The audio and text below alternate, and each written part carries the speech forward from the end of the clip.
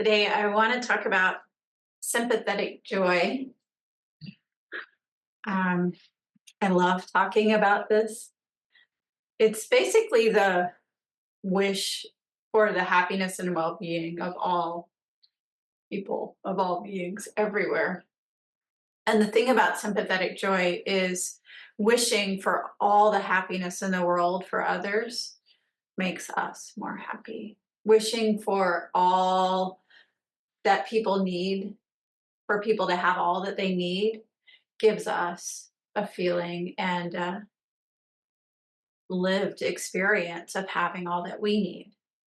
So it's just this really heart opening, joyful practice that can shake up a feeling of lack or disconnectedness. And oh, this is such a common feeling, this feeling of not enough or feeling of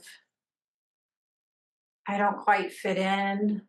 I don't know who my people are. Where am I? Like a feeling of being outside of the world. Sympathetic joy reconnects us in a very beautiful and uplifting way with a kind of a lightness. I'll talk about it a little bit today. Sympathetic joy or mudita is our way to guarantee happiness by rejoicing in the good qualities of others. It's one of the four divine abidings or Brahma Viharas, which are loving kindness or metta. Just did the Metta Sutra this morning. Metta, loving kindness, compassion, sympathetic joy, and equanimity. So those are the four. Sympathetic joy is the pleasure in delighting in the well being of others rather than begrudging their happiness. So it's not only an antidote for envy and competitiveness, jealousy, but it also generates a feeling of warmth in our own hearts, in our own practice, and it brings us joy. So this is the win-win part of sympathetic joy practice. When we begin to really appreciate the kindness and the courage of others, then we find pleasure everywhere. It's quite beautiful this way. So when we're feeling stuck, when we see other people being successful, we can get this feeling of stuckness by comparing ourselves to others and seeing them as happy and perfect. And then we start to feel a sense of lack in ourselves. So, an excellent way to cultivate a feeling of lack or a feeling of stuck or a feeling of disconnection or feelings of envy is to look at social media for a while. Um, Ironically, right? Because it has all of the opportunities for us to practice sympathetic joy because we do see people's best moments. We don't see their worst moments. So we could use whatever platforms you use as a means to cultivate sympathetic joy by intentionally looking at each person's whatever they wrote and celebrating that genuinely without thinking of yourself at all. But it's often not the way it works. The more we look, the more kind of yucky we start to feel, even when we see beautiful things. You know, I like looking at the wonderful things that Sangha members do, the great art that they make, and their beautiful children, and the creative ideas that people have.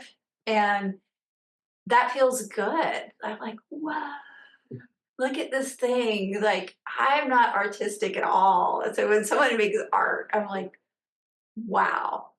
And even just being able to, it seems some people are comfortable just speaking to others on the camera. That's not for me. So I'm like, that's really cool. They're so comfortable there and they're just doing their thing and they're just, you know, So then why do we flip? We have all the opportunities to practice feeling joy for others. So what is it that makes us flip? Why do we start feeling yucky after a while? We do. It's kind of, I can't say inevitable because we can counter it, but I notice it coming in myself.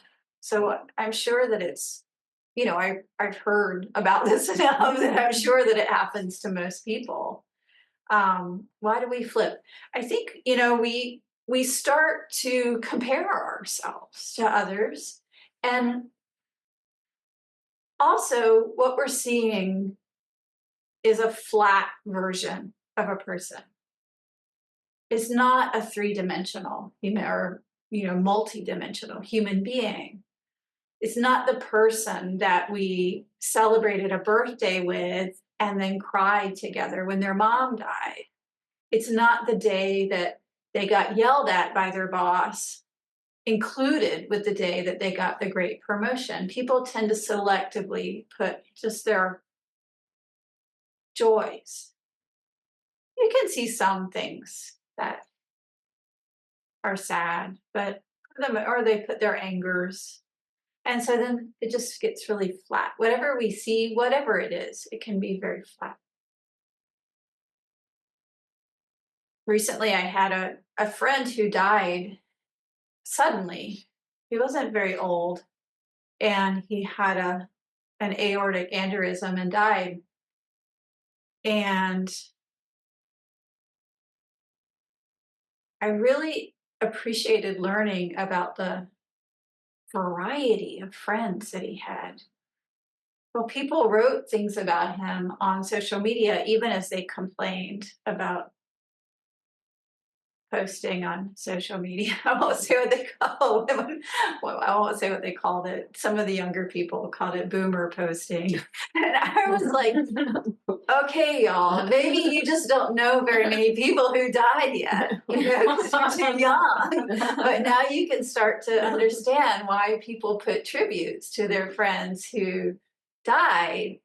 As we get older, we know more and more people. And I really loved seeing all the different versions of Michael, the great scholar, the Buddhist practitioner, the quirky person, the person who took care of his friend when she was pregnant and just needed someone to bring her ice cream in the middle of the night. He was that friend and then helped her take care of the baby.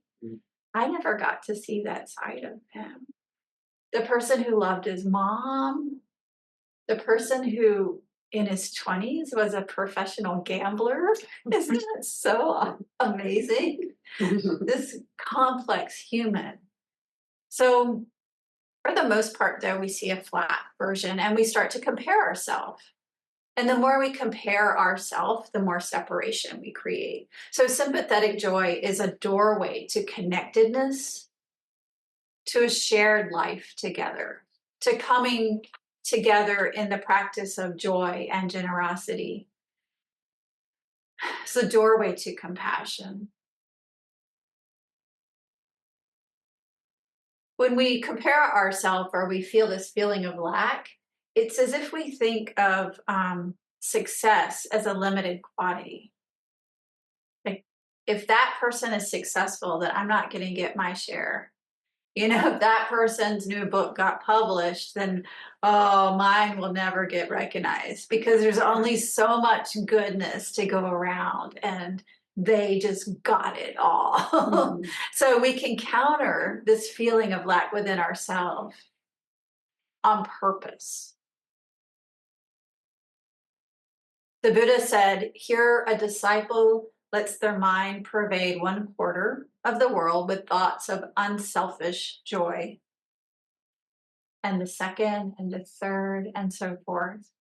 And thus the whole wide world, above, below, and all around, everywhere and equally, they continue to pervade with a heart of unselfish joy, abundant, grown great, measureless, without hostility, without ill will.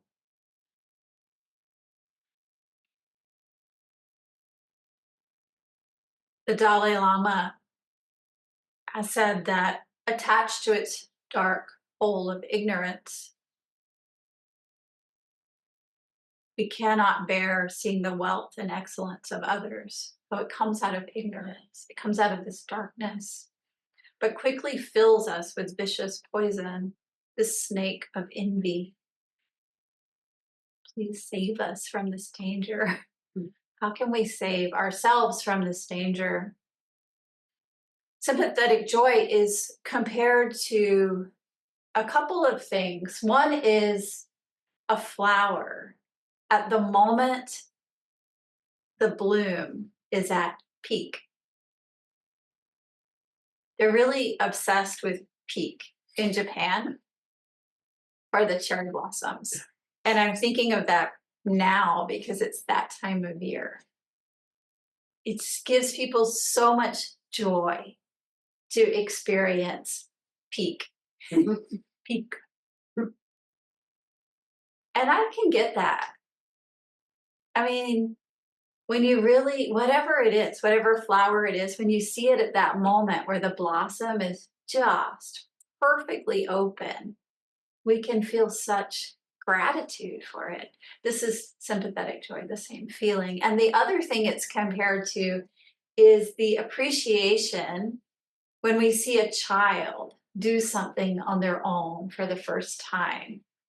So we have teacher in the room.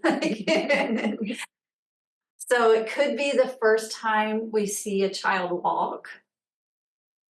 Do you who are parents or aunts or uncles remember the first time you saw a child walk? Or the first time they're in a school play all by themselves, the first time that they write something, whatever it is, you didn't do it. They did it all on their own. And we feel such a pleasure at experiencing that, watching them do it. Just seeing a baby walk for the first time just makes me tear up even thinking about it. It's such a miracle. And they did it by themselves. This is sympathetic joy. You can feel it, right? Just me talking about it. I mean, maybe you have a different example. You feel it. So we're not concerned with this, what came before, what comes after, but just that moment of perfection.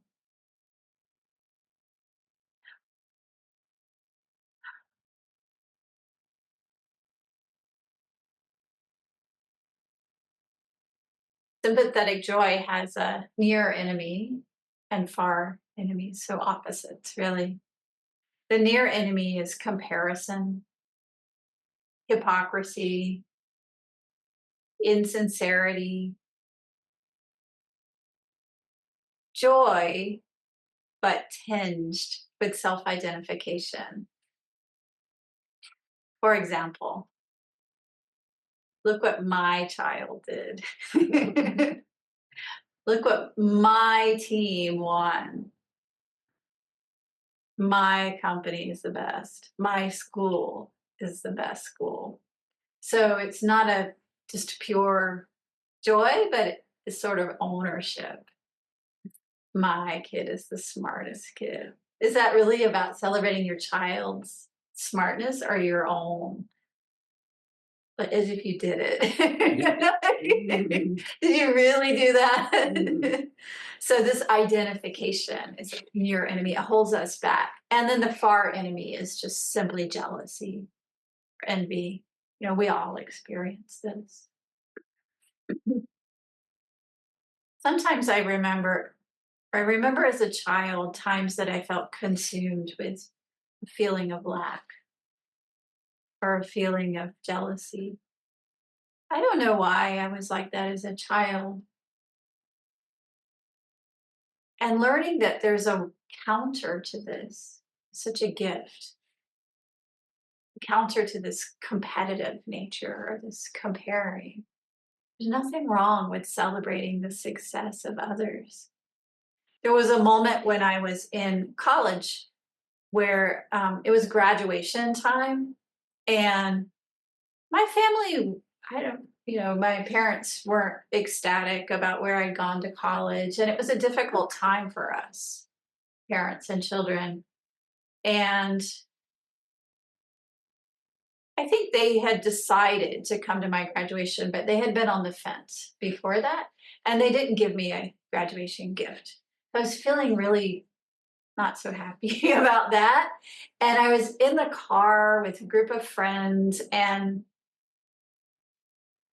a woman in the front seat held up her arm and she was like, "Look at this watch my parents gave me for graduation. Isn't it beautiful?" And it was. It was this beautiful watch she had gotten. And I mean, do people still even wear a watch? Mhm. This beautiful watch. And I could not celebrate her joy. I was so consumed with my own feeling of sadness. It wasn't about a watch. It was, I felt a lack or I felt some sadness. And it actually damaged our friendship in a way that was, I think, in many ways irreparable. Well, did I do that? Did she do that? I don't know that it's anybody's fault. These are the causes and conditions of our life. And I didn't have the capacity to celebrate in her joy. And maybe she didn't have the capacity to recognize my pain either. We were young, we can grow up, but we have a way to counter that. And that's through the cultivation of sympathetic joy. We see the disadvantages of not practicing it, which I just showed you one. And then we see the advantages of practicing it. So, sympathetic joy is the medicine for the poisons of jealousy, envy, scorn, putting others down. And it can actually heal us. I would love to see you try. Try it out. We practiced it a little bit this morning, and we try it out, for somebody we know, for someone we don't know very well, and for someone we don't like so much. But even someone we don't like so much, think of your coworker that got that promotion that you wanted. What if we celebrated that instead of comparing ourselves? It doesn't mean that we aren't sad, and it doesn't mean that there's not enough to go around. We can interrupt this cycle by stopping and simply celebrating. And even better if it comes out of our mouth. So over time, I trained myself to do this. When I felt really like that sort of a sticky lack sort of a feeling coming in, I start looking for ways to celebrate someone. Wow, that's so great. And I remember even recently, I was at a meeting and assigned a seat at a banquet, and the person assigned to the seat next to me was somebody who, at some point, I had perceived her as being unkind to me. And something had happened where there was a gap between us. Somebody I had really liked at one time, and then this gap had grown and grown and grown. And for whatever reason, at this banquet, sitting there, I was tired of that gap. I had enough. I did not care for the reasons that the gap came there in the first place. I didn't want to remember them. I just did not like the feeling of being separated from somebody. And so I just started searching through my mind for something, even anything, to celebrate about her. And it wasn't that hard. I found something and tried it. I made my mouth go. And I was like, wow, you gave this talk and I really appreciate what you said about blah, blah, blah. And I think it's so great that I really love seeing you spent all this years researching your book and now it's well received and people are seems to really mean a lot to people. And as just said those things, this person who most likely did not like me, I watched her shift. It was as if years just melted away. And in that moment, we're gone. It's like magic. From that moment, I had a chance to start rebuilding the relationship. A chance. It's up to me from that point on. But that chance was real. And we connected. That feeling of being disconnected was so painful. And the feeling of being reconnected was so nourishing that I wanted to continue it. And I did not care about the reasons that the separation came up in the first place. Shanti Deva says, even if your enemy is made unhappy, what is there for you to be joyful about? You're merely wishing for them to be hurt did not cause them to be injured. And even if they do not suffer as you had wished, what is there for you to be joyful about? For if you say, for I shall be satisfied, how could there be anything more wretched than that? Rejoicing in somebody else's pain. How could there be anything more wretched than that? So changing, I'm just going to pause there because don't you feel it when I say that? Wishing for someone else to fail, even someone we really don't like. We want to see them succeed. Succeed doesn't mean dominating the world and being mean to people. We want to see them be happy. Even that politician you dislike the most, if they were truly happy, they wouldn't harm others. They would wish for a world in which everybody had enough, where everybody was cared for. So we can wish them genuine happiness. Not superficial, not more money, not winning or losing, but genuine happiness.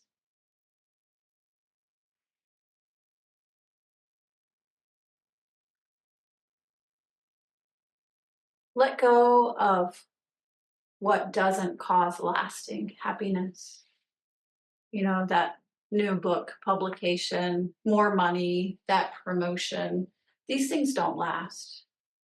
Dig in and find what causes real happiness and rejoice. We can especially rejoice when others are better at things than we are. This one for me isn't hard. I told you, like as a child, some things were hard, but this one wasn't. Everybody's unique. I don't know where you are in this, but find yourself and work from there. I remember there was a time that the boiler needed to be repaired where I was living, and the boiler repair person came by. He was an elderly man. This was in Oregon, and he had a question for me about the fuel tank. And I found myself in the front yard listening to him. It must have been 45 minutes. And I understood not one word of what he was saying. And I was filled with such joy.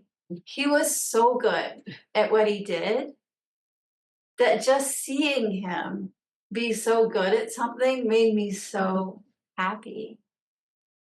This we can find as well. Celebrate the things people are good at. Doesn't have to be the same as what we're good at. Some things are like a miracle. Computer programming is like a miracle. It's like magic. I know people have to learn that. And there's also a knack. Some people have the ability to do art. Some people have the ability to build things. Everyone has our unique qualities. There's nothing, it doesn't cost us anything to celebrate those. So try that out. Rejoice when others are better than we are. Don't focus on what doesn't last. let go of the things that don't cause lasting happiness, and really rejoice in others' good fortune. Celebrate it. We can find joy in what's present right now, even when we're sick, even when we ourselves have lost our job, even when we're having a hard day. We can find joy in what's present right now by cultivating this quality, celebrating the joy, the success of others. And this gets us out of the disconnect that we feel and back into the family of the world.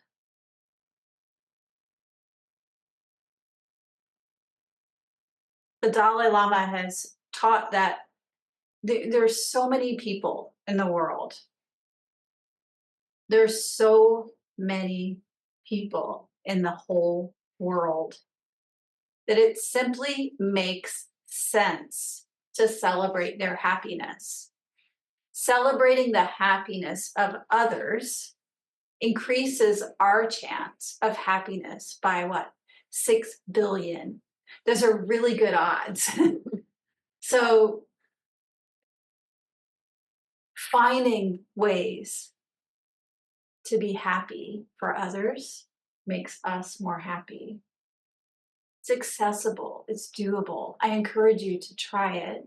And in this way, we make the world a more connected, beautiful place, not just for ourselves, but for all.